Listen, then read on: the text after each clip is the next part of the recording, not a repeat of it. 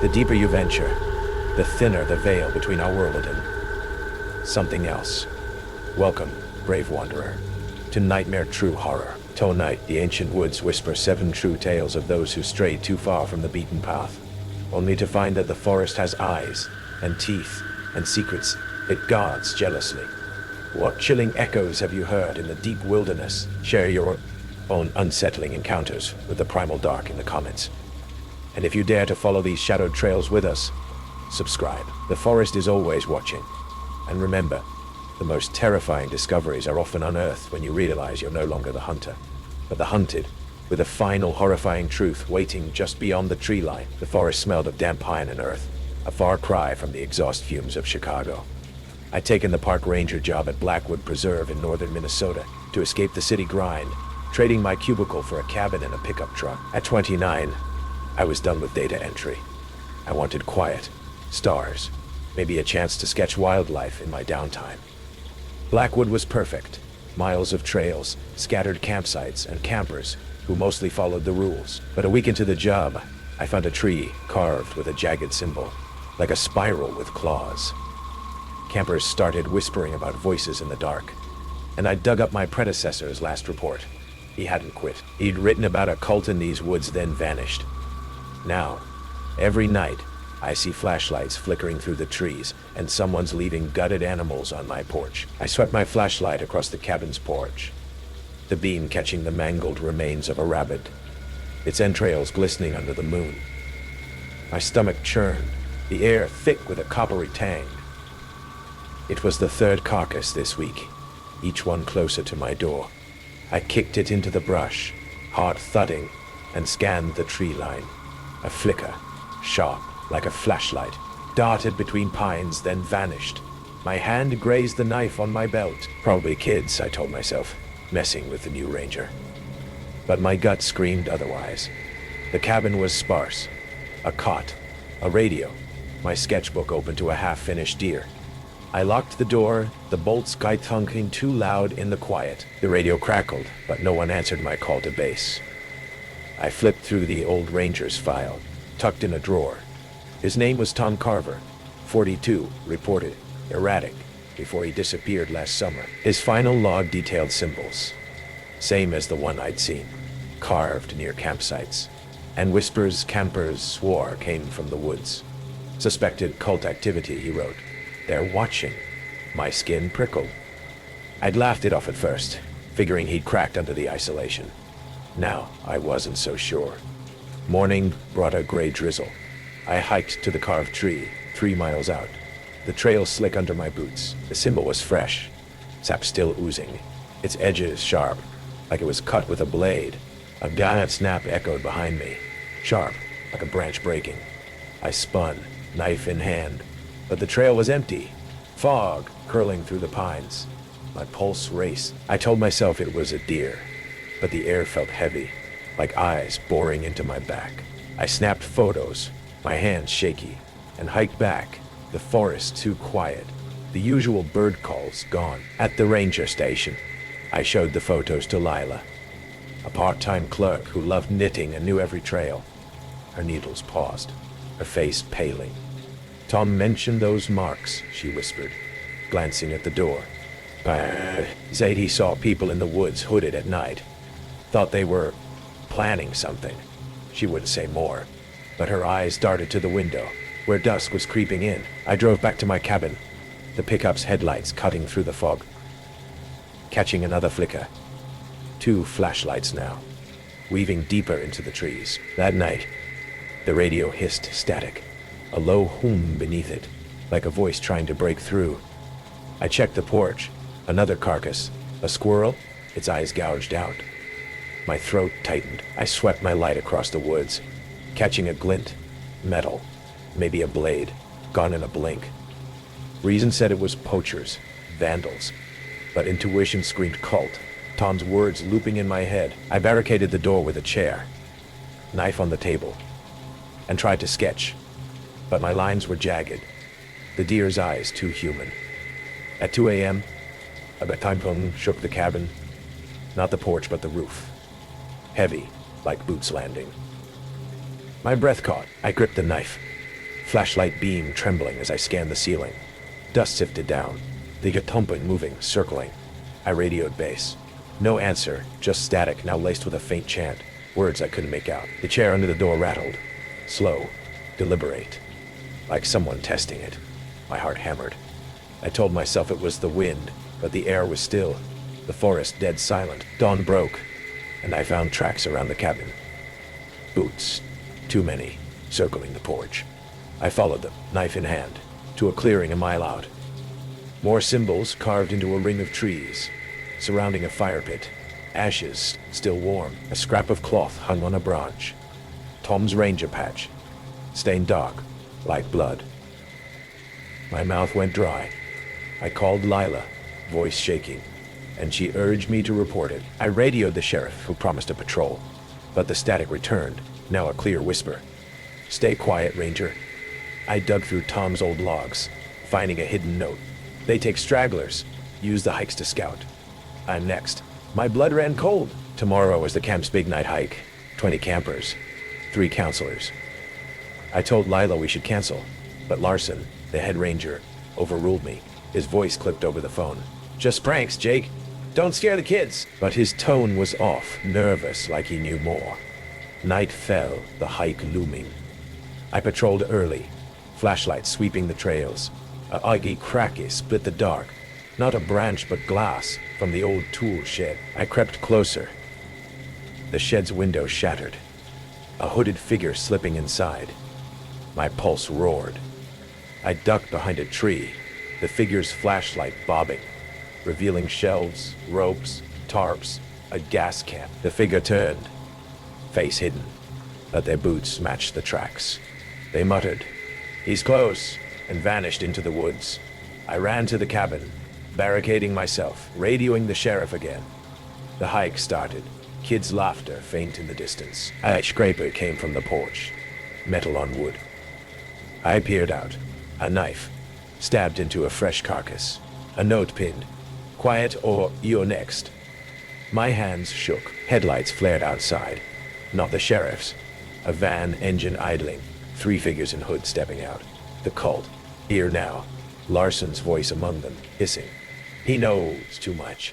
I grabbed my knife, slipping out the back, heart pounding. The woods swallowed me, branches clawing my face.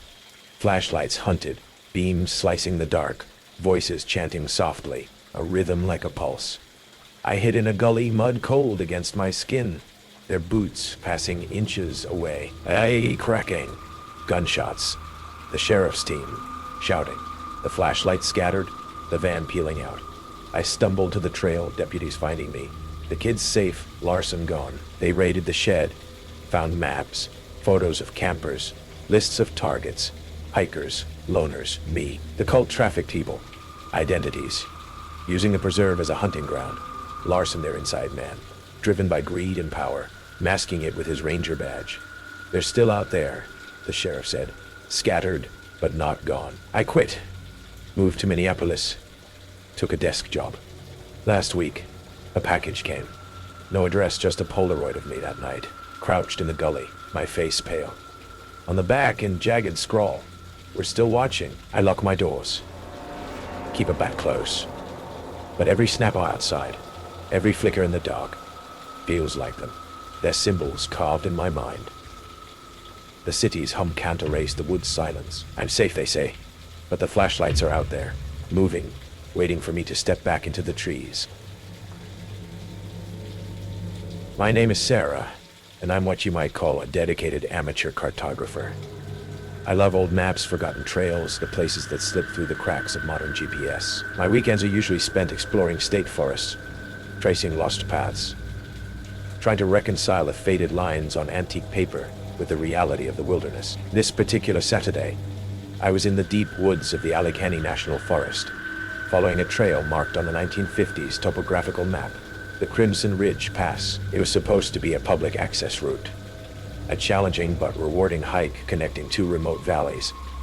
The forest was dense, ancient, the air thick with the scent of pine and damp earth. The first sign that something was amiss was the trail itself. What should have been a moderately maintained path, according to the old Forestry Service notes I'd found, was almost non-existent. overgrown, choked with thorny underbrush, marked only by the occasional, almost invisible blaze on a tree trunk. Still, I pressed on, driven by that stubborn explorer's itch. After about 3 hours of hard going, the faint trail opened into a small, unexpected clearing. And that's when my blood ran cold. Instead of the expected vista or a continuation of the trail, I was confronted by a fence.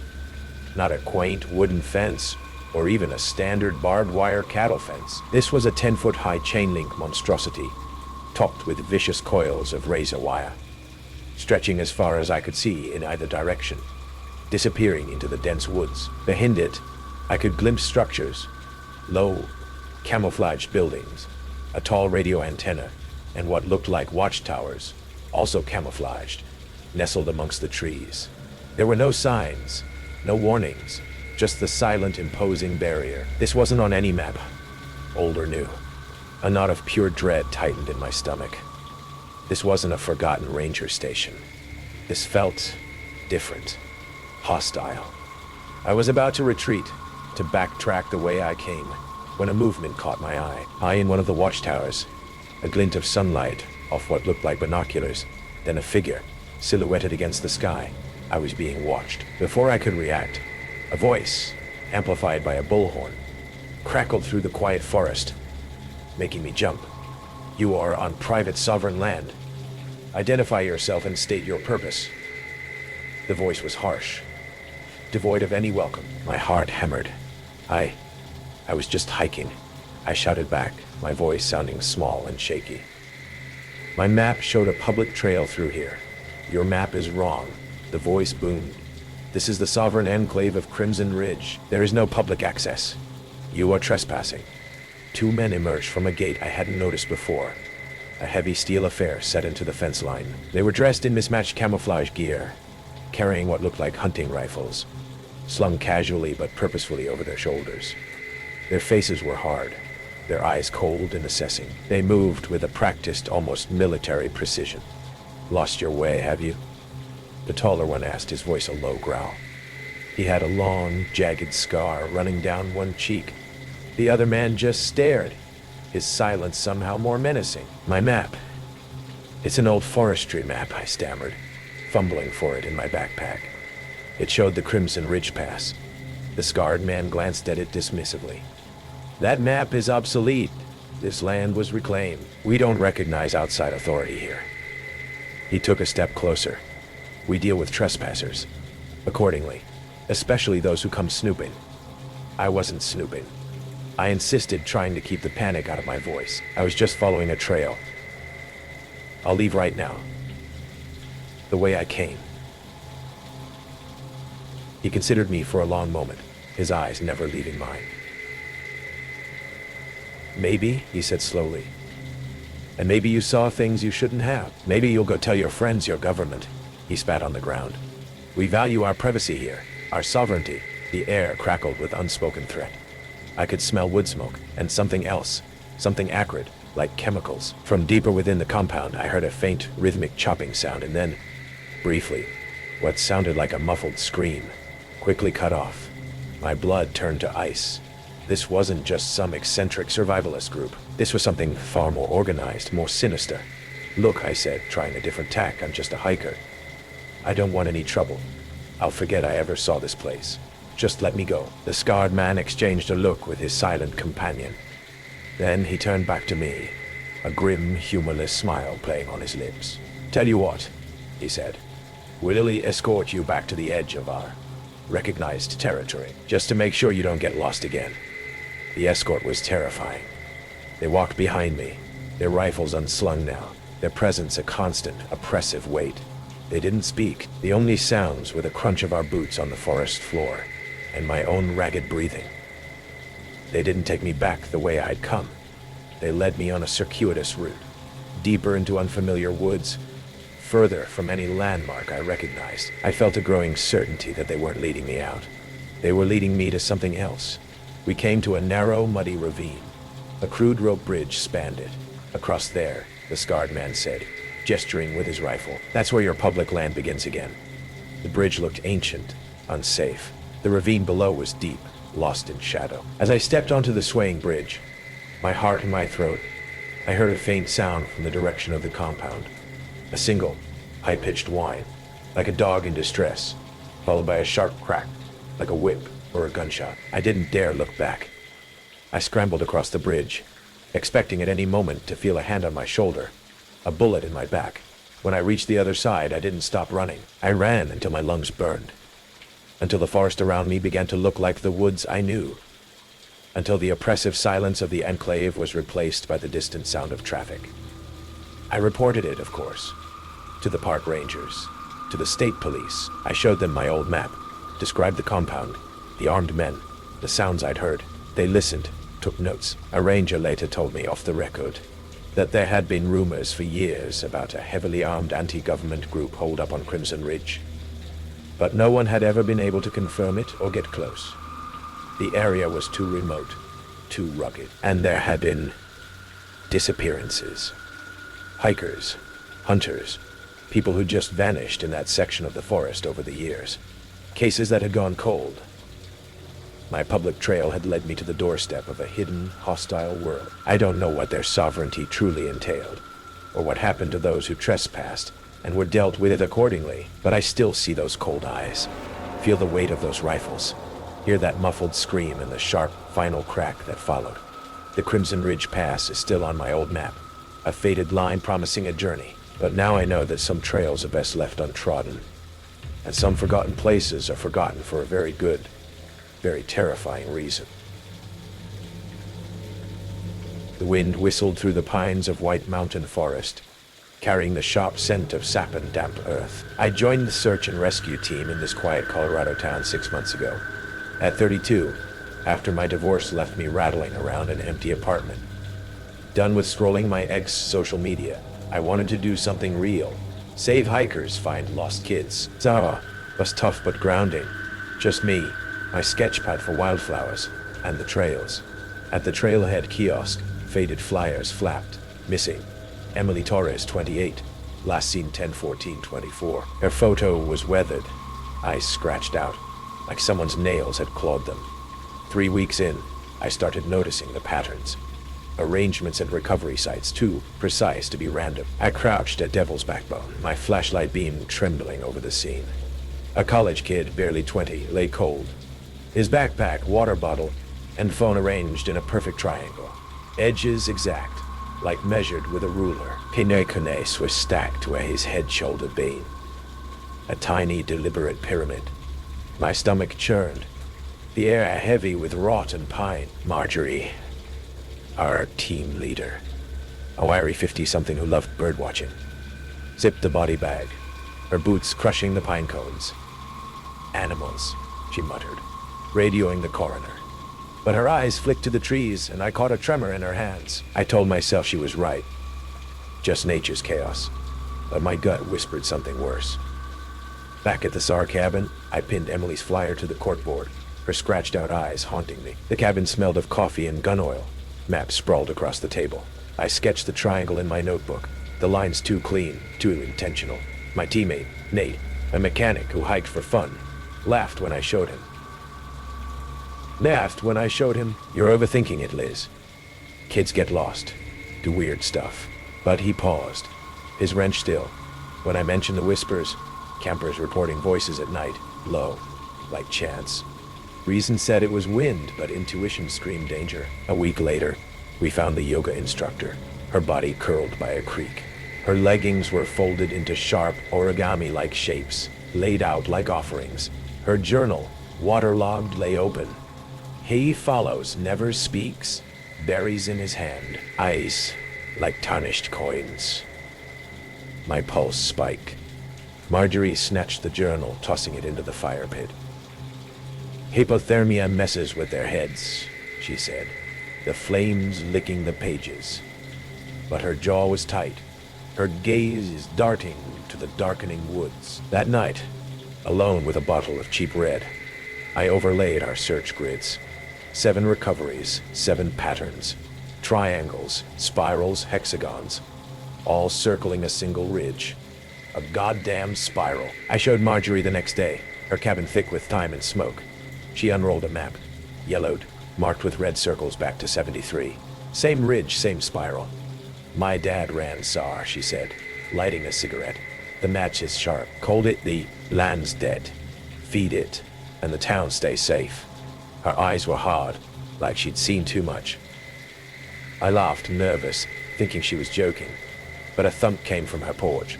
A dead crow, wings spread, pinned with a spiral carved stick. My throat tightened. She didn't flinch, just swept it away.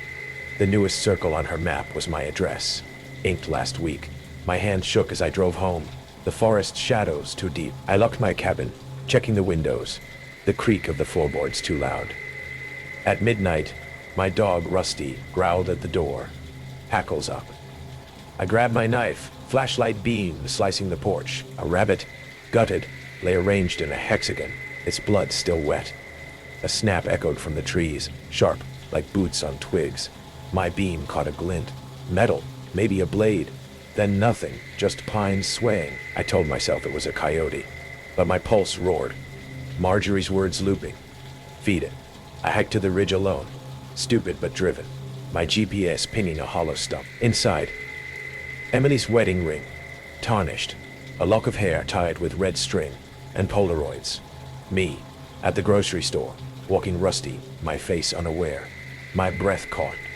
A chuckle came from the pines, low, guttural. I spun, knife raised. But the woods were empty, the air thick, like eyes on my neck. Back home, I called Nate, voice shaking. Something's wrong out there. He promised to check the ridge, but his truck didn't start that night. Tires slashed clean. At dawn, I found tracks around my cabin. Boots, circling, too many. A new Polaroid was pinned to my door. Me, hiking yesterday, the stump behind me. My heart pounded. I radioed Sheriff Callahan, who sighed. Kids pulling pranks. But he sent a deputy, who found nothing but my prints. That night, Rusty whined, pawing the floor. A scrape came from under the cabin, slow like metal on wood. I grabbed my knife, crawling to the trapdoor in the closet. Its hinges rusted. The scrape stopped, replaced by a hum, low, like a chant. My flashlight shook as I lifted the door, revealing a crawl space, walls scratched with spirals. Marjorie's truck rolled up at dusk, her rifle slung over her shoulder. Told you not to poke around, city girl, she said, voice flat. My blood ran cold. The crawl space held crates, photos, rings, licenses, all from missing hikers, arranged in patterns. A notebook listed names, dates, my address circled. Marjorie wasn't saving anyone. She was the spiral's keeper, sacrificing stragglers to protect the town, her motive a twisted duty passed down from her dad. She raised the rifle, but Rusty lunged, giving me a second to dive for the woods. Branches clawed my face as I ran, her boots pounding behind, the hum rising, others joining in, hooded figures, their flashlights hunting.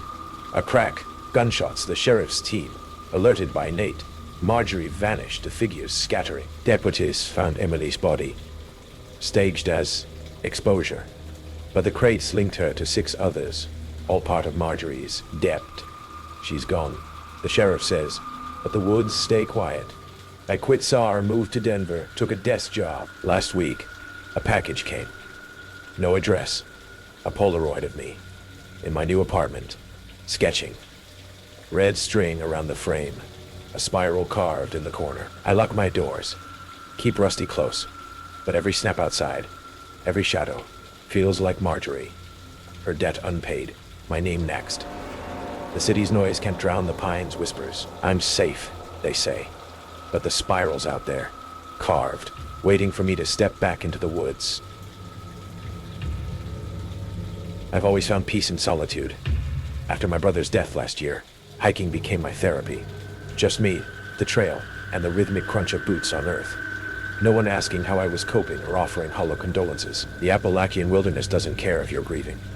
It simply exists, ancient and indifferent, which was exactly what I needed. That October afternoon was perfect for hiking. Crisp air, trees ablaze with autumn colors, sunlight filtering through the canopy in golden shafts. I'd chosen the Blackwater Creek Trail in West Virginia, a moderately difficult 8-mile loop I'd hiked dozens of times, popular enough to feel safe. remote enough to find that precious solitude. By mile 4, I'd passed only a handful of other hikers, all heading back toward the trailhead as afternoon waned. I should have turned back too, but the sunset promised to be spectacular from Eagle Ridge, my favorite overlook just 2 miles ahead. I brought my headlamp, water, and enough trail mix to last until nightfall. Besides, I knew these woods like my own backyard, or so I thought. The first cry came as I rounded a bend in the trail, faint but unmistakable. A child's voice, high and frightened. "Help me! Is anybody there?" I stopped, heart instantly racing. Children weren't allowed on this section of trail without adults. Park rules, clearly posted at the trailhead.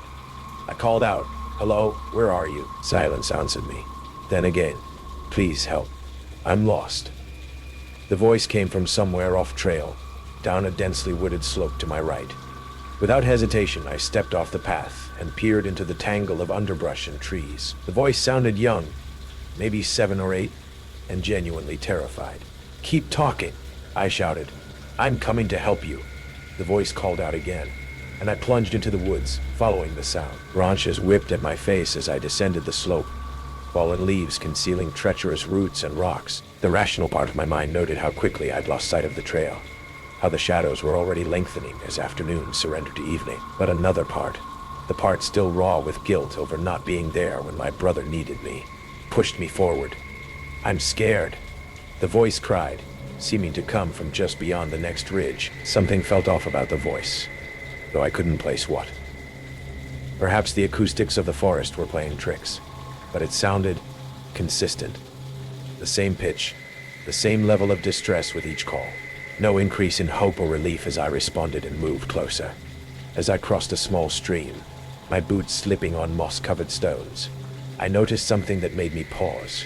A thin wire running along the ground, partially buried under leaves. It looked like speaker wire, the kind used for outdoor audio equipment. My skin prickled with sudden unease. Why would there be wiring out here, miles from any power source? The child called again.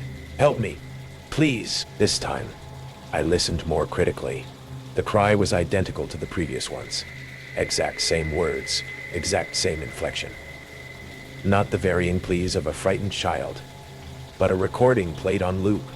Cold realization washed over me. I wasn't following a lost child.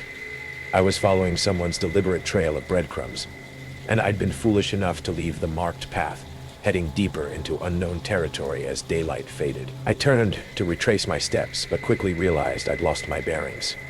The forest looked the same in every direction. Dense trees, fallen leaves, gathering shadows. My phone showed no signal. The GPS function might still work, but I'd need to get back to higher ground. The recorded cry came again, now seeming to taunt me. I decided to move away from it, climbing back up the slope in what I hoped was the direction of the trail. As I pushed through a particularly thick patch of underbrush, my foot caught on something. Another wire. This one connected to a small device, partially hidden under a rotting log. It was a motion sensor. My blood turned to ice as I realized what that meant. Someone knew I was here. Someone had set up an elaborate system to lure hikers off the trail, and I had triggered their alert. The cry changed suddenly. "This way, I'm over here." The voice was coming from a different direction now, deeper into the woods, drawing me further from safety. I ignored it, scrambling uphill as panic surged through me. Branches tore at my clothing. Roots seemed to reach up to trip me. And all the while, that child's voice called from multiple directions, the recording now playing from several speakers hidden throughout the forest. Just as I thought I glimpsed the trail through the trees above me, a new sound cut through the recorded cries. The snap of a twig breaking under weight. Not an animal. A deliberate step. I froze, crouching behind a fallen tree. Through gaps in the underbrush, I saw movement.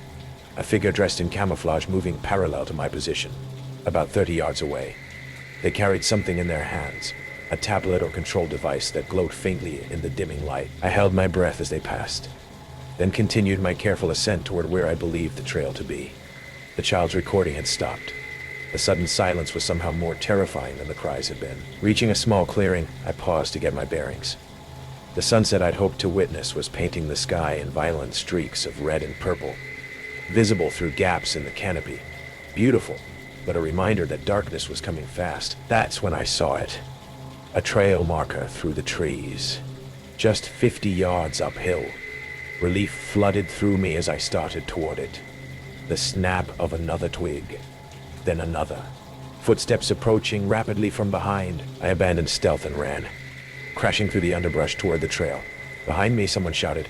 A deep, adult male voice. Not recorded this time. Real. We have a live one, heading for the trail. My lungs burned as I sprinted uphill. Branch scratches stinging my face. The trail marker grew closer. 20 yards. 10. Just as my boots hit the packed dirt of the trail, something whistled past my ear, thudding into a tree trunk beside me. A tranquilizer dart, its fluorescent orange flight feathers vibrating from impact. I ran faster than I ever had in my life, not daring to look back. The trail curved around the mountain, and as I rounded the bend, I collided with something solid. A person. I screamed, flailing backward, ready to fight. Whoa! Easy there. A man in a park ranger uniform caught my shoulders to steady me. Behind him stood 3 more hikers with headlamps already glowing. Are you all right? You're bleeding. Words tumbled out of me. The child's voice, the wires, the figures in the woods. The ranger's face grew grim as he radioed for backup, then gathered our group together. We've had reports of something like this happening on remote trails across 3 states, he explained, his hand resting on his sidearm. Recordings used to lure hikers off trail. 3 people have gone missing in the past month alone. As we waited for additional rangers to arrive, flashlight beams swept the woods where I'd emerged. No one approached. Whoever had set the trap had melted away into the darkness the moment other people appeared. Hours later, after park authorities had escorted us safely back to the trailhead and taken my statement, I sat in my car, hands still shaking too badly to drive. A detective showed me photographs of small plastic devices recovered from the area I described. Speakers and motion sensors. Sophisticated equipment powered by small solar cells and designed to blend into the forest environment. Well, all were right. We believe it's a trafficking operation, he said gravely. They target solo hikers primarily. The child's voice triggers an instinctive response to help. Gets people off trail where there are no witnesses. He didn't need to explain what happened to those who fell for the trap. The photographs on his clipboard told enough. Missing persons posters for hikers who had vanished from trails across the region. Most were women, but some were men. My brother's face could have easily been among them. The investigation continued for months. They found a clearing half a mile from where I'd turned back. A place where the underbrush had been carefully cleared, surrounded by hidden cameras. At its center was a metal table with restraints. Nearby, ATV tracks led to an unmarked logging road. The news reported that the operation was part of a larger network targeting remote wilderness areas across Appalachia. They arrested 2 men in connection with the case, but authorities believed more were involved. The recordings themselves were traced to a missing child from 3 years earlier, a case that had gone cold until now. I don't hike alone anymore. Can't bring myself to venture into the woods without at least 2 companions, preferably more. The therapist calls it a reasonable response to trauma. But it's more than that. It's the knowledge that the wilderness I once sought for healing now holds a different kind of silence. One that might be hiding speakers playing a lost child's voice, motion sensors tracking unwary steps, and clearings where masked figures wait patiently for someone compassionate enough, or foolish enough, to leave the safety of the trail. Sometimes I wonder about the others who heard that child's cry. The ones who didn't recognize the trap until it was too late. The ones whose families still paste missing posters at trailheads, hoping for answers that may never come. And sometimes on sleepless nights, I remember what the detective told me before I left. Your brother's death saved your life today. He was right. If grief hadn't already made me suspicious of the world, I might have followed that voice all the way to the clearing. Instead, some fragment of my broken heart recognized another broken thing. The too perfect repetition of a child's cry for help, preserved like an insect in amber, unchanged by time or circumstance. The most terrifying part isn't the elaborate trap, or the people who set it. It's knowing that our most human instinct, to help a child in distress, is the very thing they weaponized against us. And somewhere in those woods, that recording might still be playing, waiting for the next hiker who can't ignore a child's cry for help. I know because I've heard it again, not in the forest, but in my dreams. The same words, the same inflection, calling me deeper into the darkness. Only now, in these nightmares, when I reach the clearing, I see the faces behind the masks. They're not monsters from some horror movie, just ordinary people. And somehow, that's far worse than any supernatural terror could ever be. Because monsters aren't real, but people are. I have always loved hiking off trail, exploring places most people overlook. Being alone in nature used to make me feel calm, relaxed, free. But after what happened in the Ozarks last October, that peace is something I'll never get back. It was my third day out, hiking deep into the Mark Twain National Forest. I had planned a long solo weekend to clear my head after months of stress at work. The trails were crowded, so I'd veered off onto an unmarked path. At first, everything was perfect. The sun warm on my face, autumn leaves crunching beneath my boots, and the crisp, clean air filling my lungs. But as I moved deeper into the trees, something shifted. It wasn't immediate, more like a slow feeling creeping up my spine. The birds had stopped chirping. The wind whispered through branches, sounding almost like hushed voices. Every now and then, I'd freeze, certain I'd heard footsteps behind me. But when I turned around, nothing but silent, endless woods stared back. After about an hour of walking, I spotted something strange hidden among the trees. A small, crude structure made from plywood and branches. It was camouflaged, blending seamlessly into the forest. Curiosity pulled me closer, despite a growing unease in my gut. I recognized it immediately as a hunter's blind. My heart quickened. Hunting season wasn't open yet, and something about the isolated location felt wrong. The door was half covered by a tarp, gently flapping in the wind. As I drew nearer, I noticed fresh footprints in the dirt. Whoever had been here recently wasn't far away. Hesitantly, I approached the blind, whispering a shaky hello. Silence answered. With trembling fingers, I pushed aside the tarp, peering into the dim interior. My blood ran cold. My blood ran cold. The walls inside were covered in photos. Dozens of Polaroids taped haphazardly, their edges curling. They showed hikers walking the marked trails, completely unaware they were being photographed. My stomach twisted violently when I recognized the shirt on one photo. A bright orange hoodie. It was mine. The picture was taken earlier that day, as I crossed a nearby creek. Someone had been watching me, close enough to capture my expression clearly. Panic flooded my chest. Breathing became difficult. I stumbled back from the blind, tripping on roots, hands shaking uncontrollably. My eyes darted around the woods, but all I saw were endless, shadowy trees. Then, a sudden snap echoed behind me. A branch breaking under weight. Fear gripped my throat. Someone was there. I turned and ran, heart hammering, lungs burning. Branches scraped my face, thorns tearing at my clothes, adrenaline fueling my escape. Yet no matter how fast I moved, I felt eyes on me, tracking every step. Finally, I burst onto the main trail. Relief flooded my veins as I spotted a ranger station in the distance. Breathless, frantic, I raced inside, stammering my story to the ranger on duty. At first, his expression was skeptical, but seeing my raw fear, he agreed to check it out. We returned to the blind an hour later, flanked by 2 other rangers. My pulse raced as we approached, but when we reached the spot, the blind was gone. Vanished without a trace. I stared dumbly at the empty clearing, unable to explain. The rangers exchanged doubtful glances, murmuring politely about stress and imagination, humiliation mixed with lingering dread. Had I imagined it all? The thought chilled me, but no. The scratches on my arms, the vivid images burned in my memory. It was real. Returning home should have felt safe, but it didn't. Anxiety clung to me. Sleep became elusive. I installed extra locks, kept the curtains drawn, triple-checked every shadow. Weeks passed, and gradually I convinced myself I was overreacting, until one rainy evening when a package arrived on my doorstep. No return address, no note. Inside was a single Polaroid.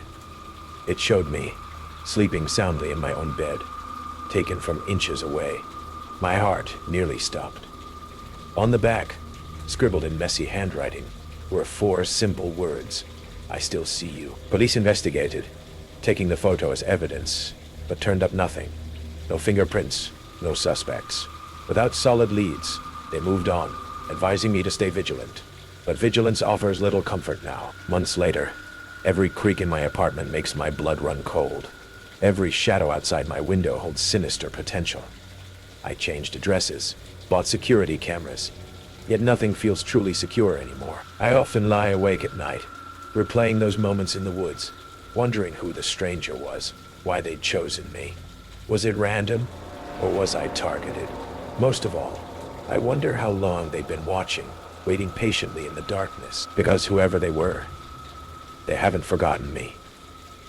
And deep down, I know, they're still out there, quietly hidden, patiently watching, just beyond my sight. My name is Liam, and I've always found a strange sort of peace in the places people forget.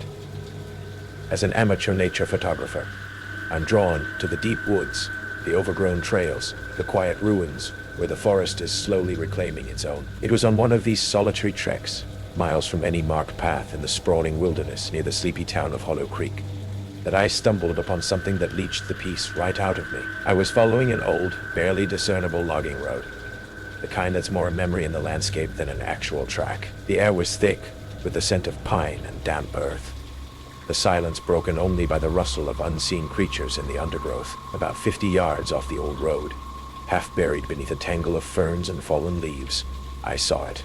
A glint of metal, curiosity overriding caution. I pushed aside the foliage. It was a rusted metal box, like an old ammunition case, heavy and cold to the touch. The latch was corroded, but with a bit of effort, it groaned open. Inside, wrapped in oilcloth that had mostly rotted away, was a collection of faded photographs, maybe 24 of them, sepia-toned and brittle with age, likely from the 1960s or 70s. They depicted groups of people, men, women, even a few children, in these very woods. But these weren't happy camping snapshots. The people were arranged in strange, almost ritualistic poses. Some wore crude, animalistic masks fashioned from bark and leaves. Others stood in unnaturally stiff formations around a large, oddly shaped boulder I vaguely recognized from deeper in the woods.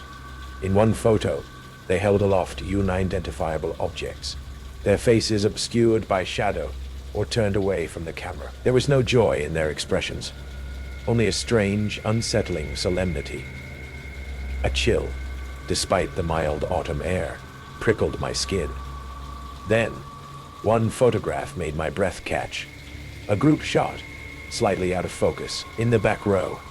A young man, barely more than a boy, with wide, haunted eyes. There was something about his face, a disturbing familiarity I couldn't quite place. I tucked the box under my arm, the weight of its secret suddenly feeling immense, and headed back towards Hollow Creek, the silence of the woods no longer feeling peaceful, but watchful. Back in my rented cabin on the outskirts of town, the photographs became an obsession. I spread them out on my small kitchen table, studying them under the harsh light of a single bulb. The more I looked, the more unsettling details emerged. Strange symbols carved into the trees in the background of some shots. The way the figures' hands were always clasped, or held in specific unnatural gestures. The metallic tang of old fear seemed to emanate from the very paper. That familiar face in the blurry group shot gnawed at me. I knew I'd seen him, or someone who looked uncannily like him. I started visiting Hollow Creek's tiny, dusty historical society, run by a kindly, soft-spoken elderly gentleman named Mr. Alistair Finch. He was the town's unofficial historian, a man who seemed to know every family tree, every local legend. I showed him one of the less overtly strange photos, a landscape shot with a few indistinct figures in the distance, pretending I'd found it while hiking, and was curious about the location. Mr. Finch adjusted his spectacles, peering at the photograph. "Ah, yes," he murmured, his voice a gentle rustle. "That looks like the old Blackwood Ridge area. Used to be a sort of nature commune up there.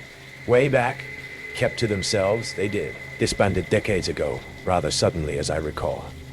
He offered a benign smile, but I saw a flicker, a momentary shadow in his pale blue eyes that hadn't been there before. The next few days, I revisited the spot where I'd found the box, armed with copies of the photos. The oddly shaped boulder from one picture was there, half covered in moss. I found a gnarled oak tree that matched another, and on its trunk, almost invisible beneath the bark, was one of the strange symbols I'd seen in the photographs, a spiral with 3 intersecting lines. The air felt heavy, charged. I had the distinct unnerving sensation of being watched, the way unseen eyes press against your back. The nature commune that Mr. Finch mentioned. I found a few scant references in old local newspaper archives, microfished and blurry, vague reports of unusual activities, trespassers warned off, and then abruptly, nothing, as if they'd simply vanished. The familiarity of that young man's face in the photo still haunted me. Then one afternoon, looking through a display case of Hollow Creek notables in Mr. Finch's museum, I saw it. A faded photograph of the town council from the early 1980s. And there he was, older, his hair grayed, but unmistakably the same man, Mr. Alistair Finch. His eyes, even then, held that same haunted quality. A cold dread seeped into my bones. The kindly historian, the keeper of secrets, was one of them. The nature commune hadn't just disbanded. That night, the subtle feeling of being watched escalated. I heard soft footsteps outside my cabin, the crunch of leaves too deliberate to be an animal. My phone, which had spotty service at best, went completely dead. I looked out the window. In the moonlight, I saw a figure standing at the edge of the woods, just watching my cabin, motionless. Then another joined it. They weren't wearing masks, but their stillness, their silent regard, was terrifyingly reminiscent of the figures in the photographs. I knew I had to get out. I grabbed the metal box of photos, my only proof, my curse, and my car keys. As I reached the door, I heard a soft tapping on the window behind me. Tap, tap, tap. I didn't look. I burst out the front door into the cold night and sprinted for my car. 2 more figures were emerging from the trees near the driveway, moving to cut me off. They didn't run. They just advanced. My tires spun on the gravel as I threw the car into reverse, then fishtailed onto the narrow dirt road leading away from Hollow Creek. In my rearview mirror, I saw them, standing at the end of my driveway, watching me go, their faces pale, unreadable in the moonlight. Mr. Finch was not among them. He didn't need to be. I drove until I hit the main highway, then kept going, not stopping until I reached the state police barracks in the next county. Hours later, I laid the box of photographs on the counter, my hands shaking, and told my story. The desk sergeant listened, his expression unreadable. He took the box, logged it as found property. There was an investigation of sorts. Detectives went to Hollow Creek. They interviewed Mr. Finch, who expressed polite concern, offered them tea, and explained that the nature commune had been a harmless group of back-to-the-landers who had simply moved on. The symbols on the trees, probably just old trail markers. The box of photos, likely some forgotten personal belongings. There were no bodies found, no concrete evidence of any crime connected to those old pictures. The figures I saw outside my cabin, probably just local youths, he'd suggested, playing a prank on the newcomer. The case went cold, filed away like the faded photographs themselves. But I know what I saw. I know the cold dread that emanated from those images. The oppressive watchfulness of those woods. The flicker of something ancient and knowing in Mr. Finch's eyes. Hollow Creek keeps its secrets well. The photographs, I imagine, are now buried deep in an evidence locker. Their silent figures still posing in their strange rituals, their purpose unknown. And I know that some forgotten places hold more than just memories. They hold the lingering chill of deeds left undone, or perhaps deeds still being quietly, patiently performed in the deep, dark woods. I have always been drawn to places where the world feels a little thinner, where civilization's grip loosens, and you can almost hear the wilderness breathing. That's why I spent every vacation solo hiking, pushing deeper into remote backcountry with each trip. My friends called it a death wish. I called it living. The Black Ridge Wilderness area was my most ambitious trek yet.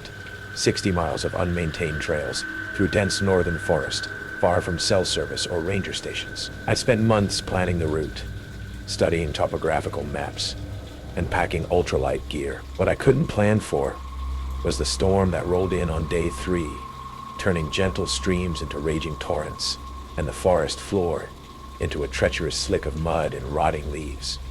I should have made camp and waited it out. Instead, I pressed on, determined to reach the ridge before nightfall. That's when it happened. One misplaced step on a rain-slick boulder, and my leg twisted beneath me with a sickening crack. I felt the bone snap before I heard it, a jagged lightning bolt of pain shooting up from my ankle as I tumbled down the steep embankment. When I finally stopped rolling, I found myself in a shallow ravine, rain pelting my face as I gasped for breath through waves of agony. My backpack had torn open during the fall, scattering my survival gear across the forest floor. The emergency satellite beacon, my lifeline to the outside world, lay shattered against a rock 10 feet away. Night fell quickly in the dense forest. The temperature dropped as darkness enveloped me, the rain eventually tapering to a bone-chilling mist. I dragged myself beneath the meager shelter of a fallen spruce, shivering uncontrollably as fever set in. No one knew my exact route. No one would miss me for days. The statistical probability of someone finding me before hypothermia or infection claimed me was vanishingly small. I must have drifted into unconsciousness because, when I opened my eyes again, pale dawn light filtered through the canopy. The pain in my leg had dulled to a persistent throb, my body too exhausted to maintain the sharp edge of agony. That's when I heard them, footsteps crunching through the underbrush, deliberate and measured. Hope surged through me. "Hello?" I called, my voice cracking from thirst. "Help! I'm down here!" The footsteps paused, then changed direction, moving toward my position. Through the morning mist emerged 4 men, their figures materializing like ghosts among the trees. They wore heavy canvas clothing in muted earth tones, not modern hiking gear, but something that looked handmade, utilitarian. Their beards were full, their faces weathered by sun and wind. Each carried a rifle slung across his back. Relief gave way to unease as they surrounded me without speaking, their expressions betraying neither concern nor surprise at finding an injured hiker. The oldest, a tall man with silver-streaked hair and ice-blue eyes, knelt beside me, examining my grotesquely swollen ankle with calloused hands. "Compound fracture," he finally said, his voice rough as stone grinding against stone. "Needs setting," I tried to explain my situation. The fall, my scattered supplies, the broken beacon. The men listened in silence, their faces impassive. When I finished, they exchanged glances, communicating in a way that required no words. "We have a settlement," the leader finally said. 3 hours walk. Our healer can help you."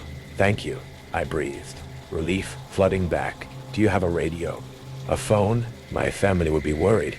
"No such things where we live," interrupted a younger man, his tone clipped. "We keep to ourselves."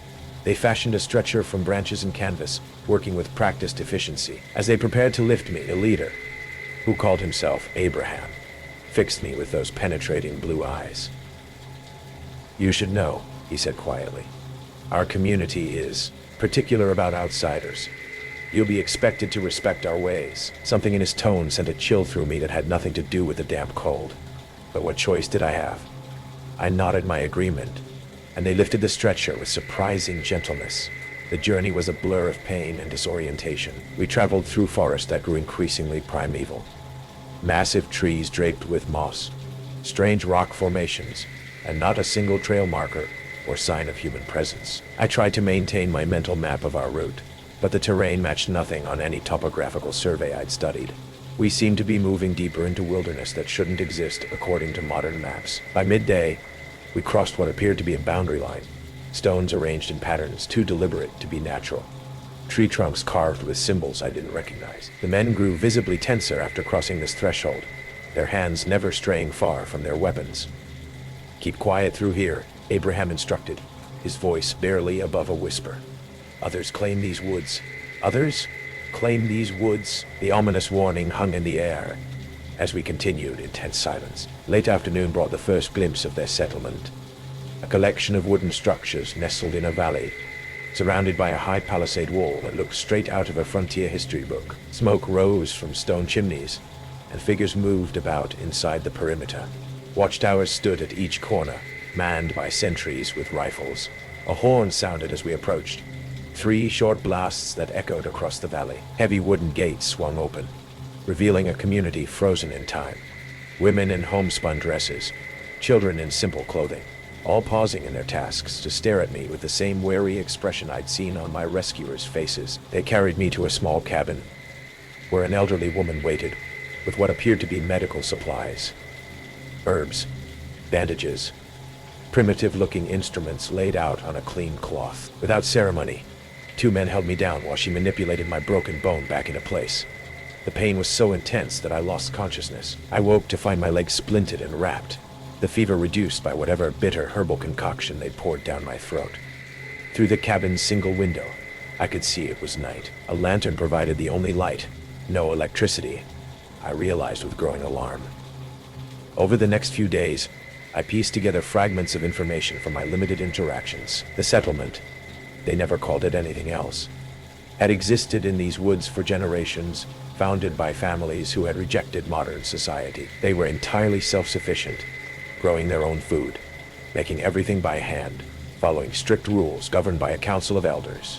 What I couldn't determine was whether I was a guest or a prisoner. My leg was being treated with surprising skill. I was fed simple but nourishing meals. Yet the door to my cabin was always locked from the outside. Through my window, I observed the community's rhythms. Children attending lessons in an open-air pavilion, women tending gardens, men returning from hunting expeditions. Everything operated with rigid efficiency around unspoken rules. On the 4th day, as my fever subsided completely, Abraham and 2 other elders visited my cabin. "Your presence creates a difficulty," he stated without preamble. "We remain separate from the outside world by choice and necessity." "I understand," I replied carefully. "Once my leg heals enough to walk, I'll leave and never reveal your location. You have my word." The oldest elder, a man with skin like weathered leather and eyes that had forgotten how to smile, shook his head slowly. "Those who find the settlement must either join or never leave." My blood ran cold. "You can't keep me here against my will.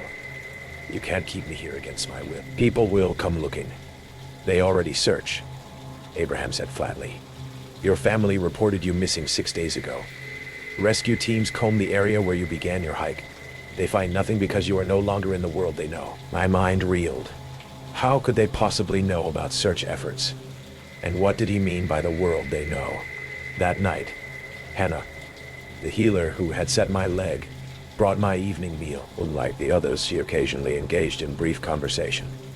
I decided to risk asking her directly. "Have others like me been brought here before?" Her hands paused momentarily as she checked my splint. "3 in my lifetime. 1 joined us. The others?" She didn't finish the sentence.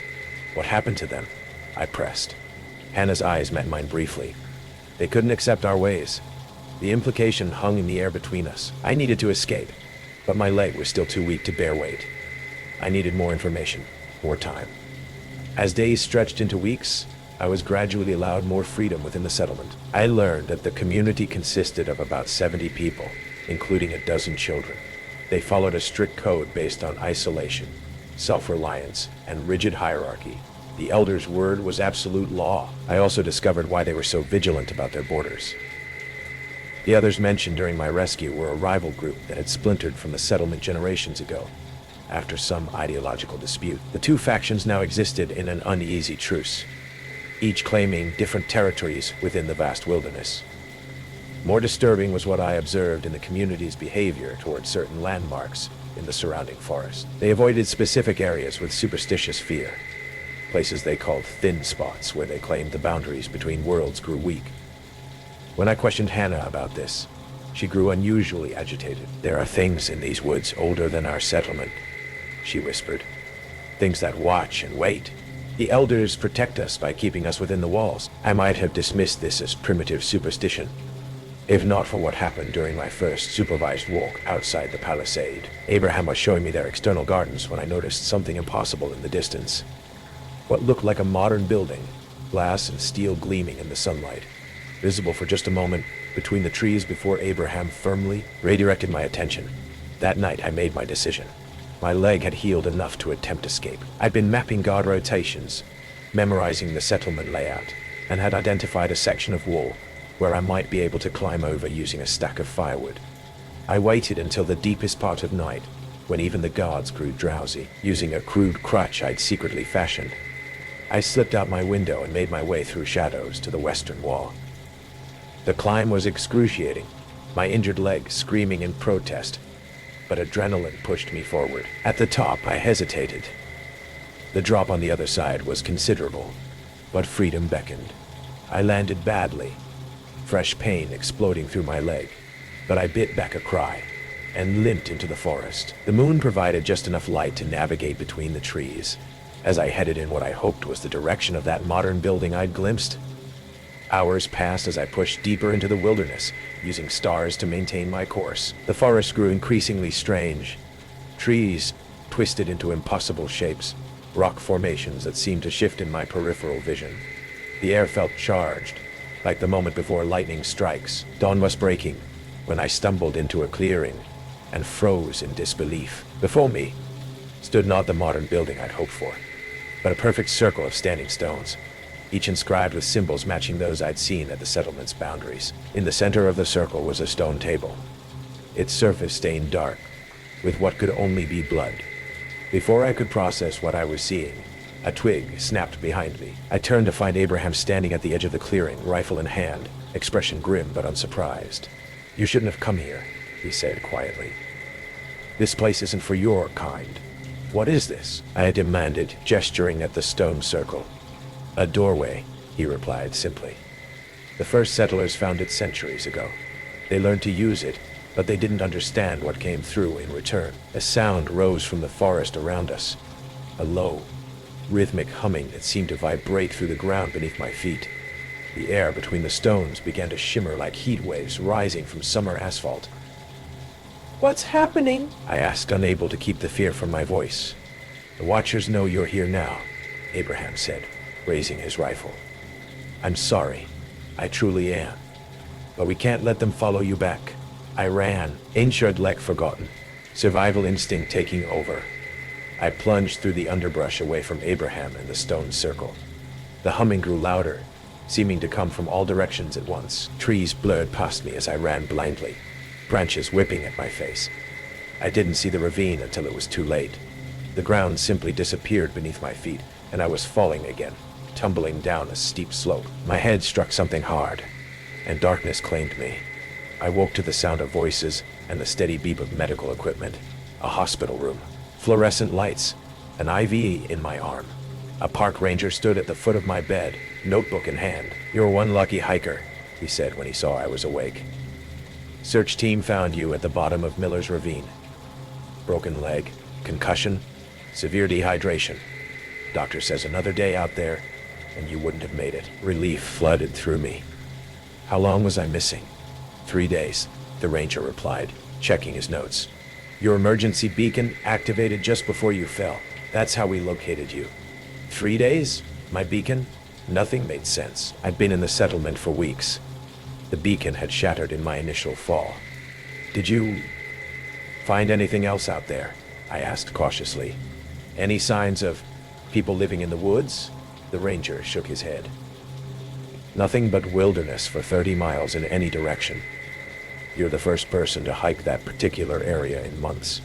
I spent a week in the hospital before being released. The doctors attributed my delusions about the settlement to the concussion and exposure. My family was just grateful to have me back. I tried to convince myself they were right. That Abraham, Hannah, the entire community had been a fever dream conjured by my injured brain. Then the package arrived at my home. No return address, no postmark. Inside was my original satellite beacon, still shattered, wrapped in a piece of homespun cloth. Pinned to the cloth was a handwritten note in careful script. "The Watchers found you once. They remember. Don't come looking for us again. Don't come looking for us again." I never returned to hiking. Some nights I still wake in a cold sweat, convinced I hear that low, rhythmic humming coming from just outside my window. And sometimes, when I look at maps of the wilderness area where I was found, I notice small discrepancies, areas that seem to shift slightly between different survey editions, sections of forest that cartographers never quite agree on. The doctors say these are symptoms of PTSD.